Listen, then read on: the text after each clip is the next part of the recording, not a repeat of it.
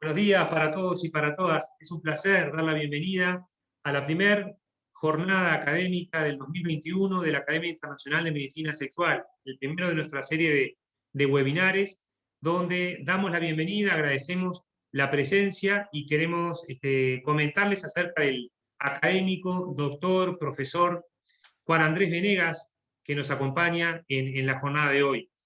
Él es uroandrólogo, posgrado de andrología en la Fundación Puigvert de Barcelona, España. Es diplomado en sexología de la Universidad Diego Portales de Chile.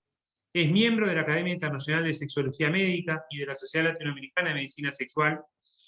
Es profesor titular de la Cátedra de Urología de la Universidad de Valparaíso en Chile y actualmente es jefe del Servicio de Urología del Hospital de Valburen del Valparaíso. Es un placer, es un honor invitar a Juan Andrés, un amigo, una persona que yo admiro mucho por sus publicaciones, por su trabajo, por sus investigaciones.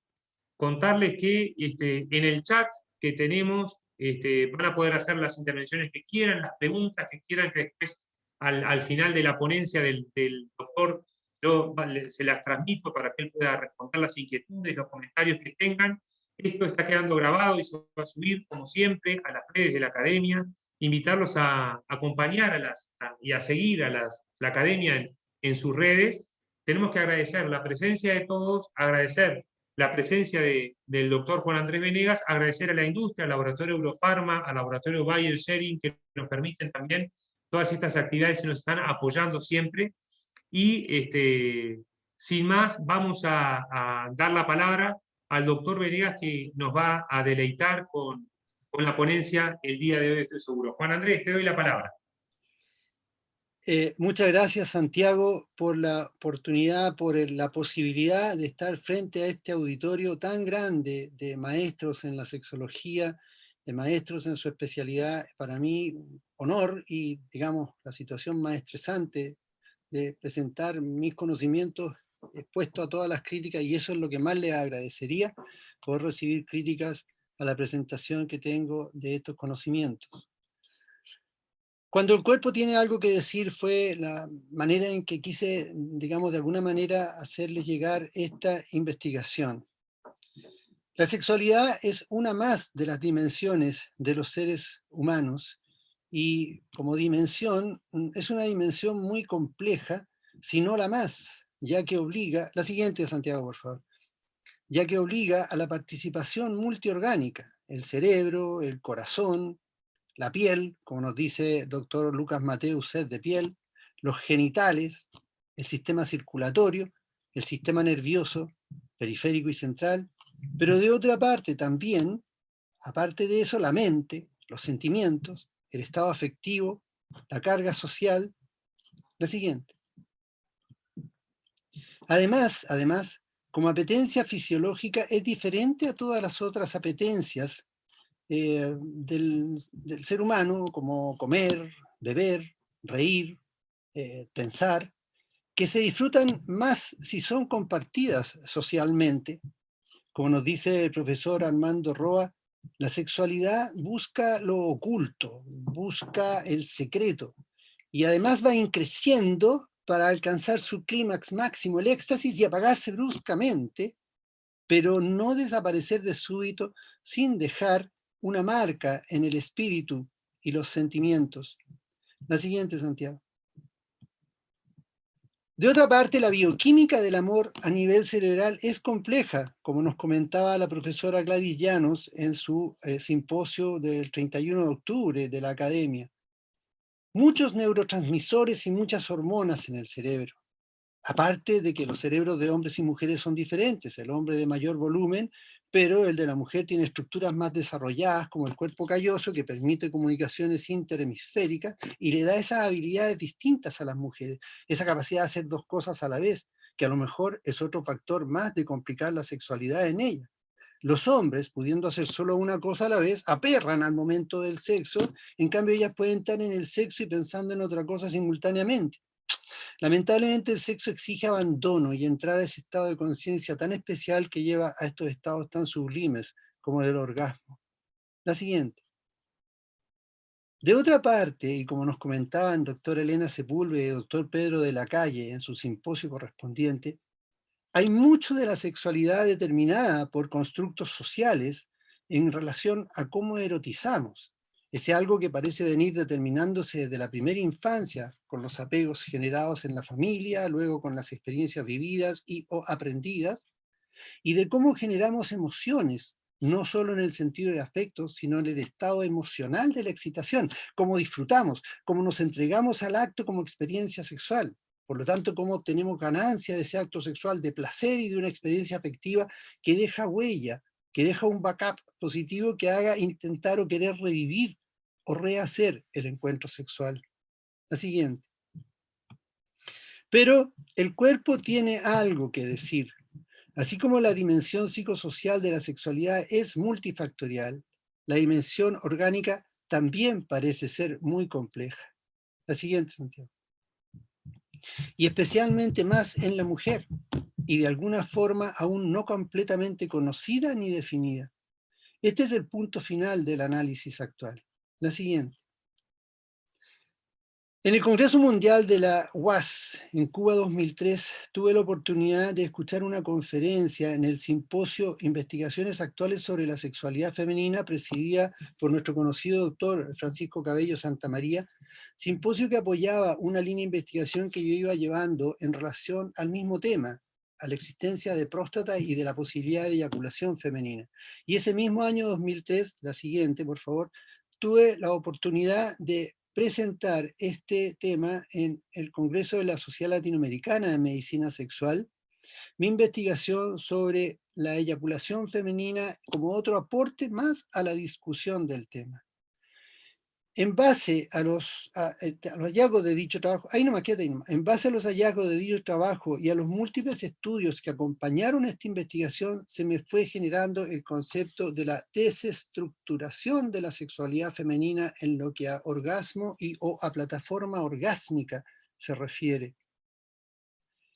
Para este estudio hicimos dos grupos, 24 mujeres que se separaron en dos grupos, con criterios de inclusión, mujeres de 18 a 53 años, todas en ciclos menstruales y todas sin infección urinaria, fueron distribuidas aleatoriamente a uno de estos dos grupos. El primero eran los que llamábamos casos, en que iba a haber una estimulación uretral, un masaje vigoroso de la uretra, simulante del coito durante unos 5 minutos, y luego de una hora obtener muestra de sangre para la determinación de antígeno prostático específico. Y el grupo 2 se iba a ir solo a la determinación del antígeno prostático específico sin haberse realizado el masaje uretral. La siguiente.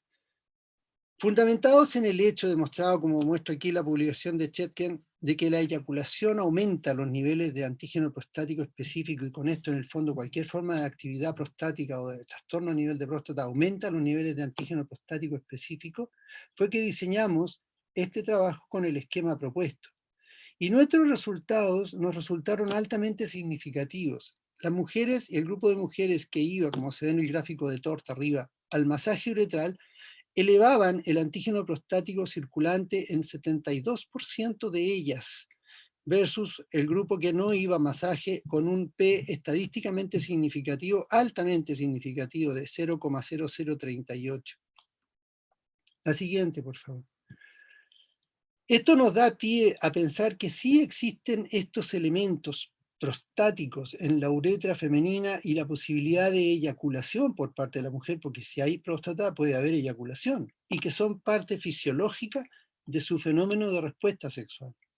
El gran problema con la mujer es la no uniformidad estructural y la no universalidad de estos hallazgos, como ocurre en la anatomía masculina, situación que ha sido demostrada por múltiples autores, como pueden ver ustedes los dibujos o esquemas de Dr. Xavier Sitch, que muestra que la distribución de estas glándulas en la mujer puede tener distintas modalidades, ser completa, ser variable anterior, ser variable posterior, e incluso algunos autores describen no encontrarla simplemente. O sea, ese parte por ser un problema en esta desestructuración de las estructuras que conforman la plataforma orgásmica en la mujer.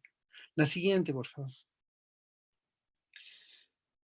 Como complicación más del tema, ha sido sugerido que las mujeres que eyaculan tienen orgasmos más intensos, como nos refieren Perry y Whipple. Las mujeres que eyaculan tienen orgasmos más intensos.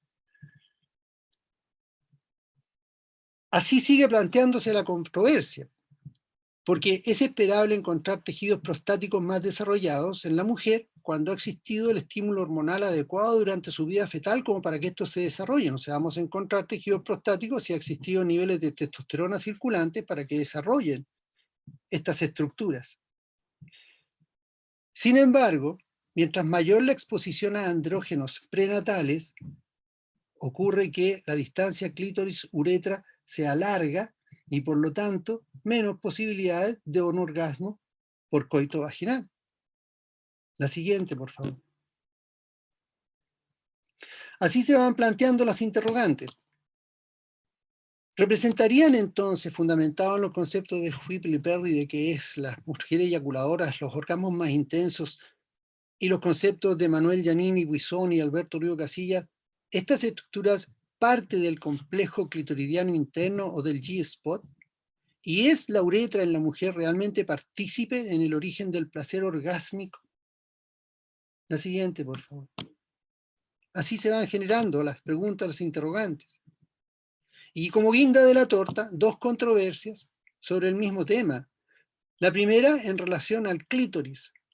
Como dice Vincenzo Pupo en su publicación aquí a la izquierda de la pantalla abajo, el clítoris es el órgano del orgasmo en la mujer y para algunos el único órgano capaz de generar orgasmos en la mujer. Sin embargo, de otra parte, hay publicaciones como esta del Journal de Sexual Medicine en que se demuestra que hasta el 70% de las mujeres afectadas por mutilación genital sí tienen orgasmos. No hay clítoris, pero sí 70% de ellas tienen orgasmo. Y la siguiente, y la controversia siempre existente respecto a si ocurre esta presencia de un G-spot en la pared anterior de la vagina de las mujeres. ¿Existe? ¿No existe? Bueno, Ostensky ha publicado tanto en el Journal de Sexual Medicine como en esta otra publicación que les pongo ahí la bibliografía, disecciones anatómicas demostrando la existencia de este órgano, su ubicación y sus características. La siguiente, por favor, Santiago. Bueno, aparte de toda esta controversia y esta desestructuración ocurrente en la mujer, ¿qué hay sobre el hombre? Desarrollar la segunda parte de esta investigación sobre la participación de la uretra en el placer sexual humano, siendo parte del mismo proyecto, me llevó mucho tiempo el poder metodológicamente estructurarlo, y recién lo acabo de concluir y por eso quería presentarles los hallazgos de esta investigación en relación a la uretra como órgano partícipe dentro del placer sexual o del orgasmo masculino. Master y Johnson sugirieron que el volumen de semen sí representaba un factor condicionante de la intensidad del orgasmo masculino. Sin embargo, Roy Levine los critica intensamente diciendo de que no es posible asociar el volumen de semen con la intensidad del orgasmo porque la metodología usada para esa afirmación tiene muchos errores y porque las evidencias científicas no permiten correlacionar eyaculación anterógrada con la posibilidad de tener un orgasmo. La siguiente, por favor. Las experiencias sensoriales que se sienten dentro del cuerpo por fenómenos que ocurren en el interior del cuerpo son lo que llamamos sensaciones subjetivas. Y la demostración científica de estas sensaciones subjetivas, para objetivarlas, obliga a reconocer algún sustrato biológico que haga posible la ocurrencia de esta sensación como subjetiva, percibida, y que sea entonces biológicamente demostrable. Y esto entonces se puede de alguna manera realizar por distintas alternativas en que las sensaciones puedan ser transmitidas y finalmente recibidas por el consciente. Por ejemplo, demostrar receptores asociados, neurotransmisores, reacciones químicas y o eléctricas, o las vías nerviosas pertinentes que puedan objetivar la ocurrencia de estos eventos. La siguiente, por favor, Santiago. La uretra masculina ha sido siempre considerada un órgano de conducción para líquidos biológicos, esto es, la orina y el semen, desde la vejiga y vías seminales hasta el exterior, aparte de ser también la posible puerta de entrada a injurias a las vías uretrales, vesicales y seminales. Esto es ya sea por gérmenes o incluso por noxas iatrogénicas por instrumentaciones de la uretra. A saber, y para aclarar el tema, la uretra del hombre ha sido dividida en uretra prostática o posterior, que es la uretra que atraviesa la próstata y el esfínter, la uretra membranosa, eso es uretra posterior, y uretra anterior, que es toda la uretra que cursa por el pene, desde periné hasta el meato. La siguiente, por favor. Investigaciones previas en humanos han intentado demostrar la uretra como un órgano con una mayor complejidad que ser solo un conducto de paso para líquidos. Estudios hechos en hombres han demostrado que la uretra es capaz de participar activamente en el proceso miccional y en la eficiencia de la micción, como muestran múltiples investigaciones de Bearder, Windale, Gustafson, Fowler, como estimulando la uretra posterior se genera deseo miccional, como anestesiando la uretra posterior se inhibe la micción y se produce una micción ineficiente. La siguiente, por favor. Y estudios, de otra parte, en mamíferos no humanos, han demostrado la presencia de células sensoriales en la uretra, células que tienen características de receptores.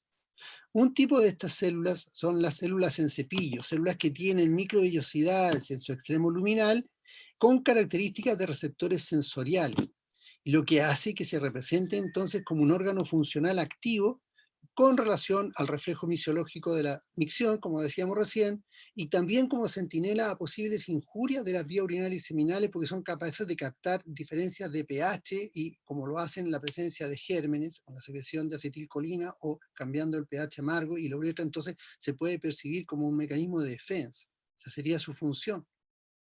Y de otra parte, también en mamíferos no humanos se ha descrito otro tipo de células con una posible función sensorial. Se refiere a células neuroendocrinas, llamadas así porque tendrían una función sensorial desde el punto de vista neuro, pero porque tienen vesículas secretoras en su base capaz de transmitir la información a través de la secreción de estas vesículas secretoras. Entonces tenemos las células en cepillo como un receptor sensorial y las células neuroendocrinas. Y además, Yoshimura, Birden, Kuhlmann han demostrado que existe la red neural necesaria para la traducción de estos estímulos sensoriales hacia el sistema nervioso central presente en relación a estas células ya de tipo neuroendocrinas o las paraneuronas en la uretra de mamíferos no humanos.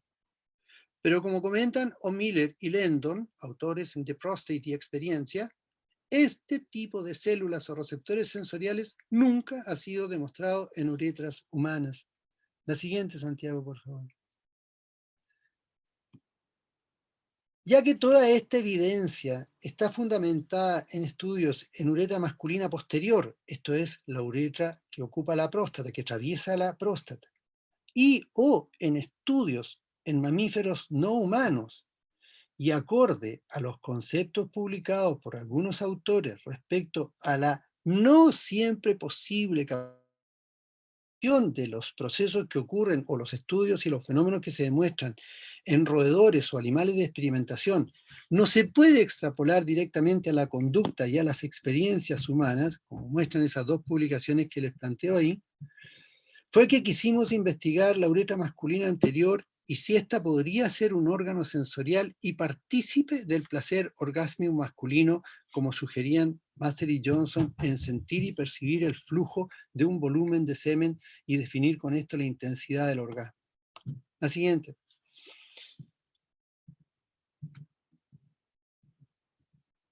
Desarrollé entonces el concepto de demostrar que sí la uretra masculina anterior tenía receptores sensitivos y que teníamos que ver si los podíamos encontrar.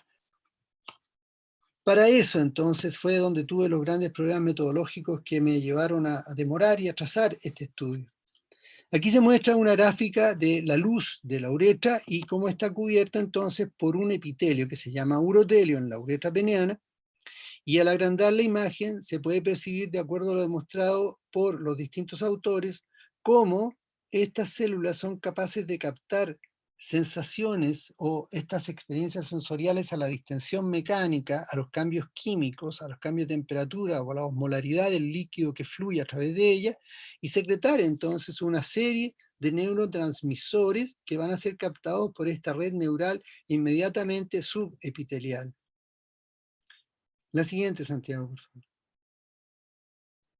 Ahí se están marcando todo el tipo de neurotransmisores capaces. Y aquí vemos entonces en un esquema cómo estas células de distinto tipo, ya sea estas células con microvellosidades, células paraneuronas abiertas, o las células que tienen vesículas secretoras, las paraneuronas neuroendocrinas, estimulan a esta red neural subepitelial y esto es transmitido al sistema nervioso central para llegar finalmente al consciente y hacer presencia de las sensaciones y tomar conciencia de ellas.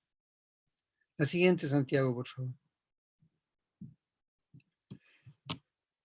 Nuestro estudio es un estudio descriptivo, transversal, en que tomamos muestras biológicas inertes. Fueron un total de 25 uretras peneanas obtenidas producto de la uretrectomía durante la cirugía de genitoplastía feminizante de pacientes transexuales con psiquis femenino que iba a ir a una neoadaptación genital de hombre a mujer. Esta cirugía no la hice yo de lo que me preocupaba y mi ayudante era de recuperar esa uretra que iba al tacho con el pene que la rodeaba y entonces hacer la recuperación para poder llevarla a nuestra investigación. La siguiente, por favor. Contamos con la aprobación de los comités científicos del Servicio de Salud del hospital y con el consentimiento informado de los pacientes de que la uretra iba a ser estudiada, iba a ser ocupada para una investigación.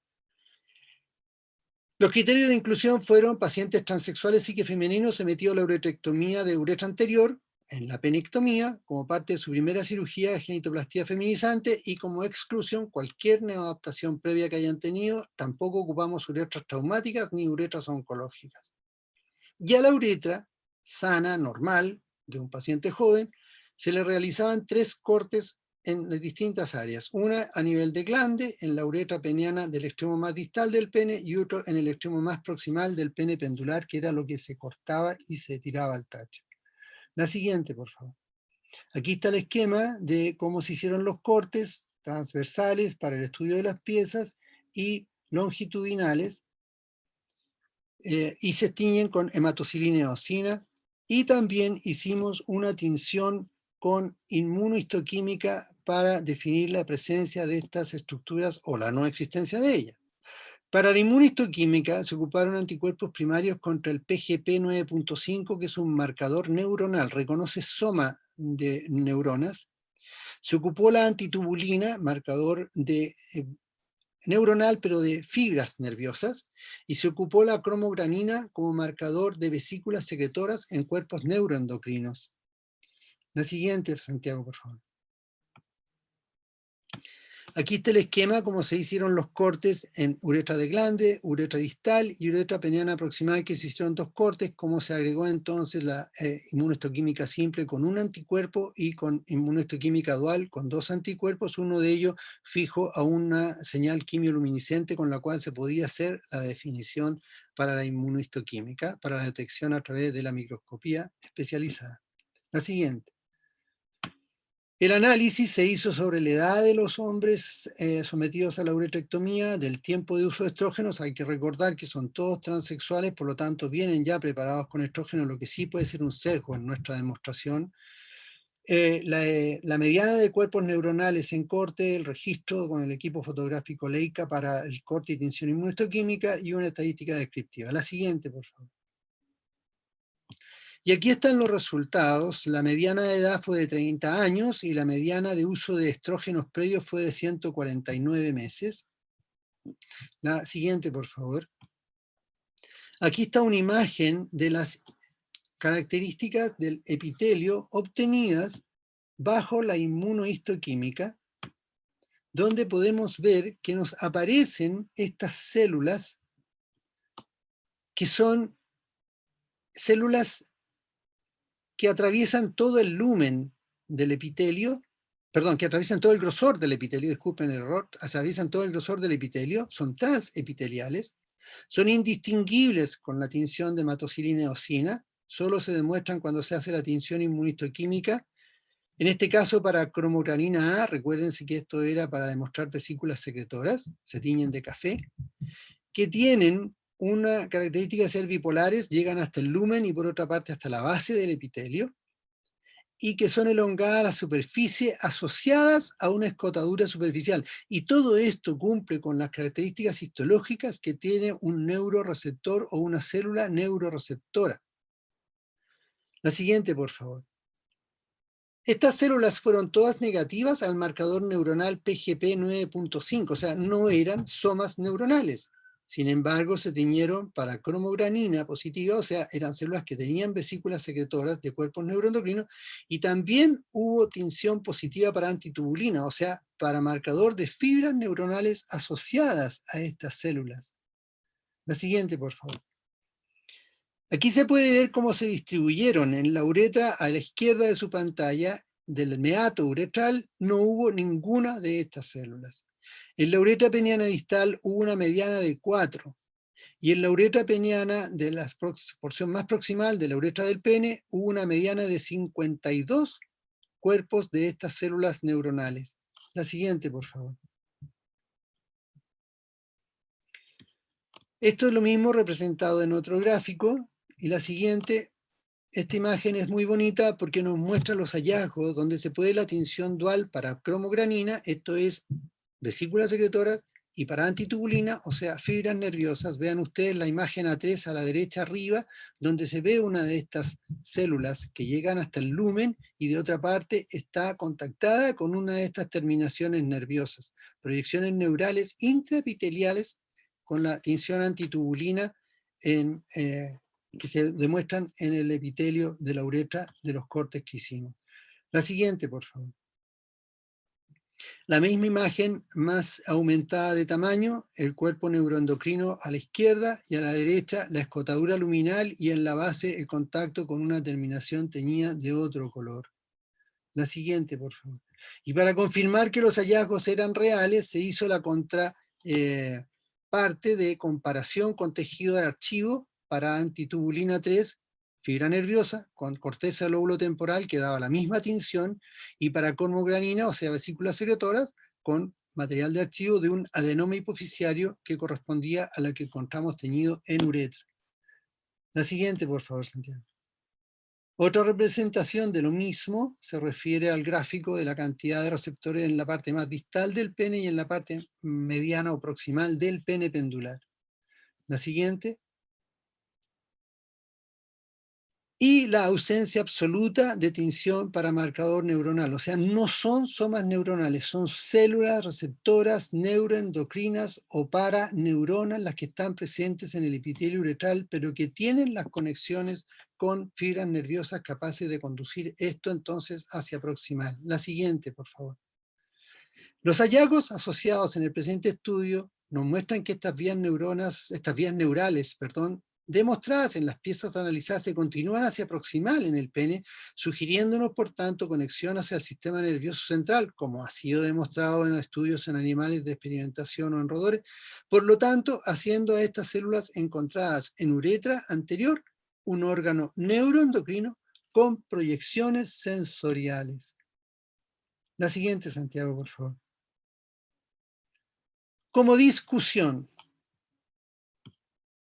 de las 4E de la respuesta sexual masculina, como lo comenta Roy Levine en sus artículos publicados en Mecanismo de la Eyaculación Humana, un análisis crítico, la eyaculación, más allá de los trastornos cronológicos de esto, ser precoz o ser tardía, la eyaculación se presenta como el hermano pobre de los mecanismos sexuales masculinos con un muy pobre catálogo de estudios experimentales sobre ella. La eyaculación como parte del proceso orgásmico, por otra parte, ha sido separada del orgasmo, o sea, de las sensaciones orgásmicas, siendo definida por los autores actualmente como dos procesos solo relacionados en el timing. lo que iría a favor de las afirmaciones de Roy Levine y en contra de las afirmaciones de Masters y Johnson. La siguiente, por favor. Estudios poblacionales en hombres ancianos han demostrado que la sexualidad sigue siendo parte importante de su vida. Estos dos trabajos en que se investiga sobre los 80 años, demostrando que hasta 54% de las personas sexualmente activas reconocen tener sexo y un 23% tienen sexo al menos una vez por semana o más.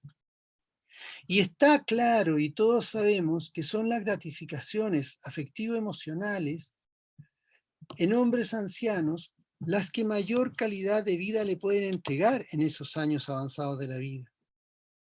En una experiencia personal en el implante de prótesis en hombres en la 9ª década de la vida, de la cual tengo una serie publicada, una queja frecuente de estos hombres fue la poca intensidad de sus orgasmos.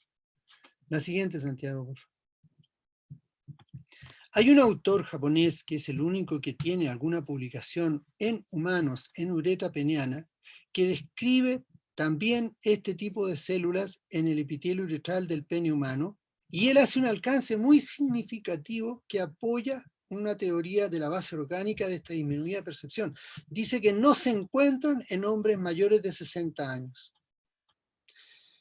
Demostrar receptores androgénicos o el estrofismo testosterona dependiente en estas células neuroendocrinas o paraneuronas es probablemente nuestra siguiente línea de investigación para poder entender que su desaparición con los años y el avance de la edad explique la menor percepción del placer eyaculatorio asociado al orgasmo y puede ser tal vez una nueva indicación de terapia de sustitución hormonal en los hombres ancianos. Otras demostraciones clínicas de la participación real de la uretra como órgano perceptivo nos dan estos hallazgos. Eduard Ruiz Castañé, jefe de servicio de andrología de la Fundación Puigvert, a quien admiro mucho y tengo una relación muy cercana con él por haber sido un exalumno de ellos, me comentó personalmente sobre la situación que están viviendo en Barcelona, donde hombres jóvenes acuden, grupos de hombres jóvenes, pidiendo la cirugía para exposición completa de la uretra peniana, como muestra la fotografía, aduciendo que la intensidad del orgasmo y la intensidad de las sensaciones sexuales son máximas.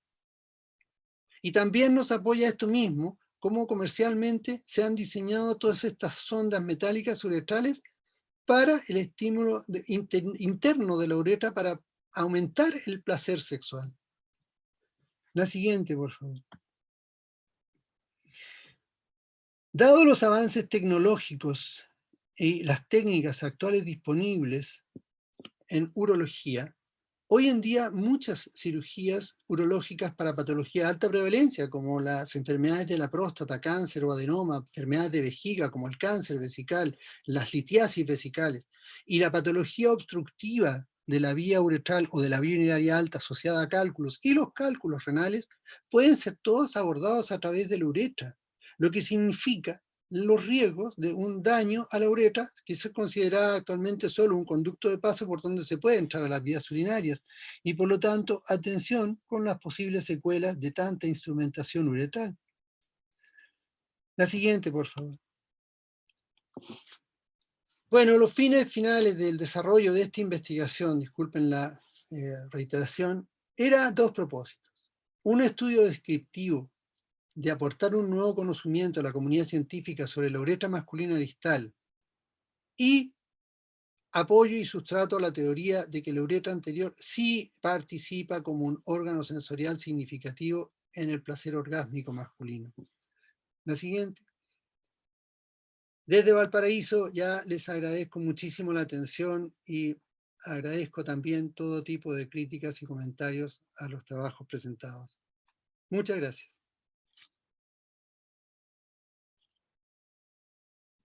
Muchas gracias, Juan Andrés. Felicitaciones. Realmente súper interesante, innovador. Felicitaciones por todo el trabajo.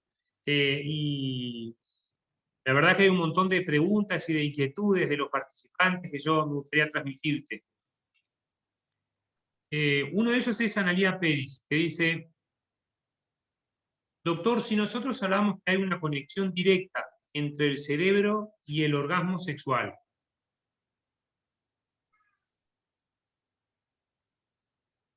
y el órgano sexual. De nuevo, doctor, si nosotros hablamos que hay una conexión directa entre el cerebro y el órgano sexual, si hay una mutilación del clítoris, el orgasmo pasa a nivel cerebral sin necesidad de clítoris. Entonces la masturbación y valoración del clítoris podría ampliar, gracias. No, la idea es que en el fondo es lo que yo comentaba. Para mí, la plataforma orgásmica en la mujer es tan discutible, tan controversial, que ustedes ven cómo los distintos autores se contraponen en unos con otros. El clítoris es un órgano sensorial, el clítoris es un órgano responsable del orgasmo, pero no es el único. Existe también la mancha G, algunos la demuestran, otros la niegan.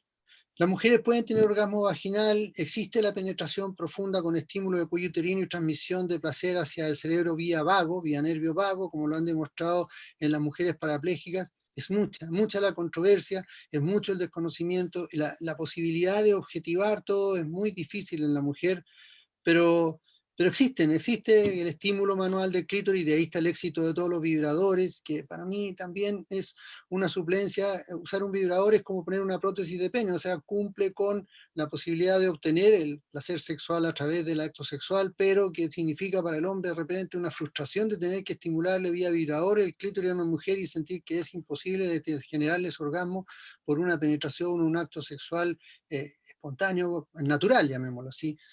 Pero es que son todas las posibilidades que tiene la mujer en su complejidad de tener su orgasmo, no se pueden negar, pero tampoco hay que negar que sean los únicos estructuras el clítoris generador de orgasmo y que no existe la mancha G, que no existe el complejo clítoris retrovaginal de Odile-Huizan. Es muy enredado, es muy complejo todo, y en el fondo, en la medida que hagamos más estudios, vamos a poder seguir definiendo todas las capacidades de respuesta sexual en la mujer, pero pareciera que la mujer en sí tiene toda esta complejidad estructural que hace que sea no uniforme su respuesta orgásmica, que sea no demostrable en todas ellas, y la hace tan compleja como tal.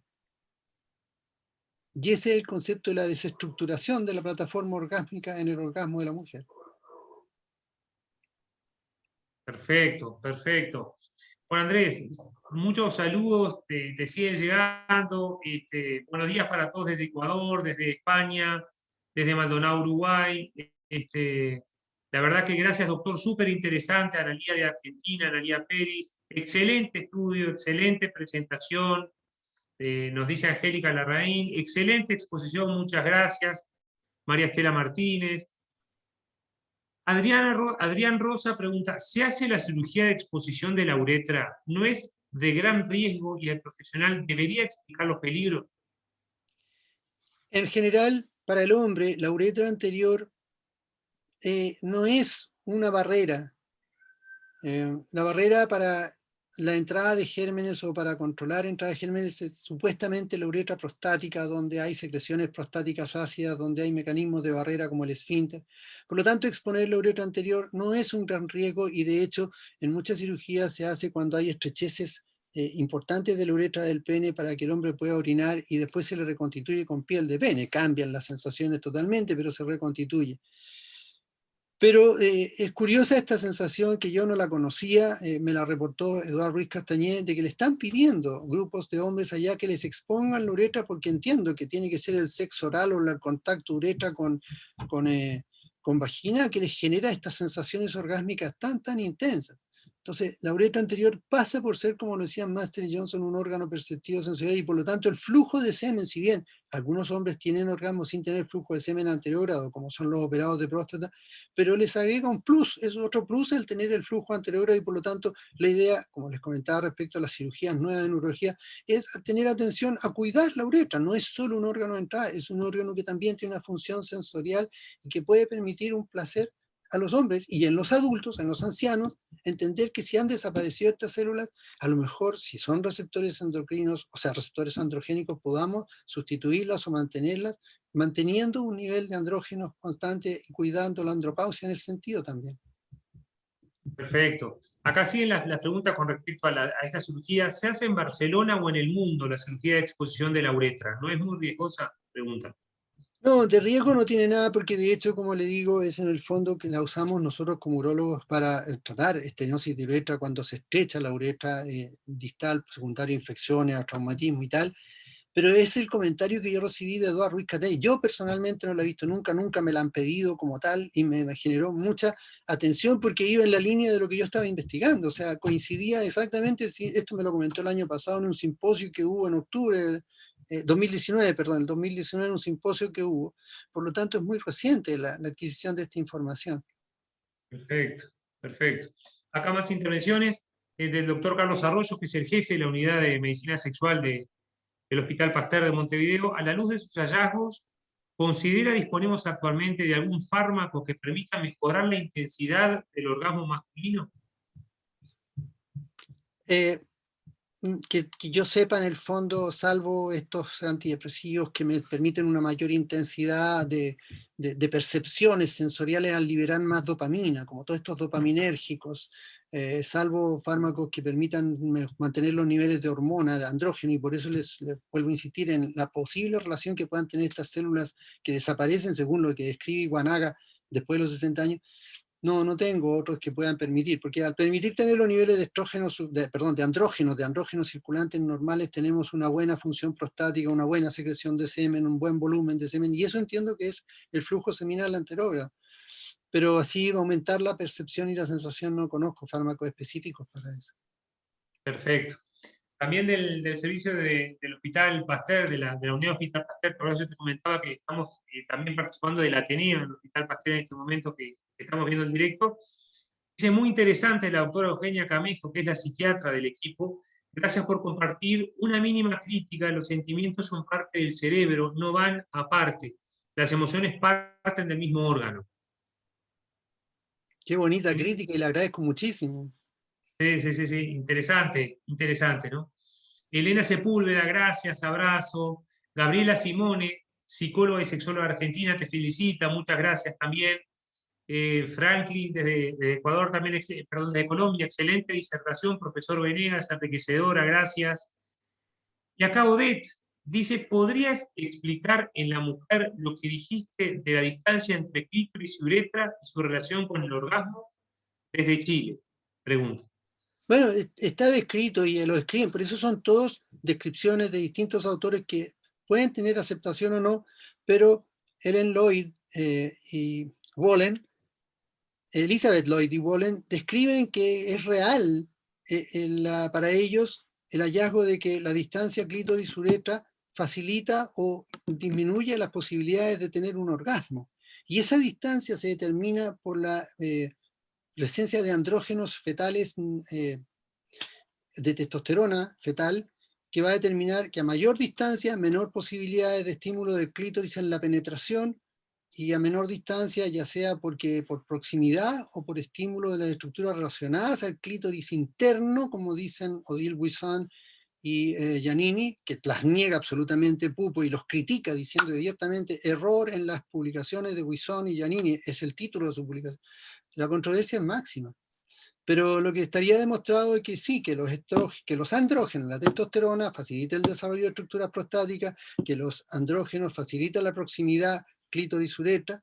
También como en los niños, es otra demostración en los pequeños, en los lactantes, y que después se ha demostrado en adultos, cómo el cambio en los niveles de andrógenos prenatales les altera distancias que son medibles, como por ejemplo la distancia ano-uretra, la longitud del dedo cuarto en relación al dedo segundo, y que son signos de exposición a sustancias disruptoras endocrinas prenatales y por lo tanto la desandrogenización del feto masculino.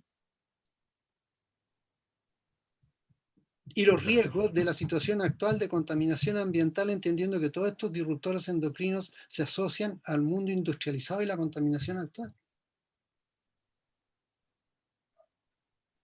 Perfecto, perfecto. Juan Andrés, impresionante la cantidad de gente que se está felicitando. Beatriz Literal, muchas gracias desde Buenos Aires. Interesantísimo, muchas gracias, Andrea López. Mil gracias por la respuesta, muy claro, excelente. Muchas gracias. Un capo el doctor. Viviana Caruso desde Argentina. Excelente presentación, un placer escuchar al doctor Venegas.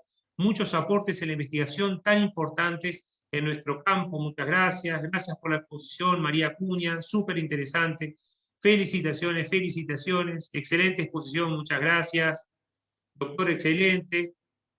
Adrián Rosa, un lujo escuchar esta exposición, se aprende muchísimo, últimas novedades e investigaciones en sexualidad desde Argentina. La doctora Eugenia Camijo, que hace otra consulta, psiquiatra de Uruguay. En el estudio llevado a cabo de las mujeres a las que se les estimuló la uretra, ¿cuántas tuvieron efectivamente eyaculación? No, no obtuve eyaculación porque no era la intención llevarlas al orgasmo. Solo se le estimuló durante un plazo prudente que no se le cansara el dedo a mi ayudante. Hay que pensar que para poder realizar metodológicamente estos estudios en vivo, yo no soy como Master y Johnson, que hicieron tanta publicación, en base a estudios en vivo. Pensar que la idiosincrasia del latinoamericano es bastante más limitada al respecto, entonces no tenemos tanta exposición en vivo.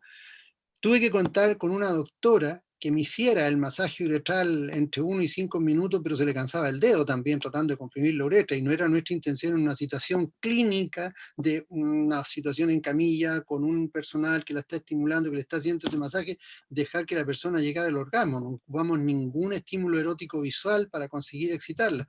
Era solo demostrar que el masaje uretral elevaba el antígeno prostático y había tejido prostático presente. Y si hay tejido prostático, podemos entender o de alguna manera concluir que sí hay posibilidades de eyaculación. No hice ninguna objetivación ni cuantificación de eso. Por eso era un aporte más, era una contribución a la discusión del tema de la existencia de tejido prostático y la posibilidad de eyaculación en la mujer. Esos eran los fines del estudio, tratar de hacer un aporte científico más. Excelente, excelente. Sumar y hacer ciencia. El doctor Carlos Arroyo pregunta, urólogo de Uruguay, encuentro muy cuestionable esa cirugía de exposición de uretra, seguramente está hablando, dado los riesgos de estenosis secundaria a la propia intervención y la potencial repercusión sobre la fertilidad, es provocar una hipospadias, entidad que los urólogos corregimos cuando se presente. Coincido con usted en que merece detenida consideración su realización. Excelente, metódica y novedosa la presentación. Muchas gracias por su excelente aporte.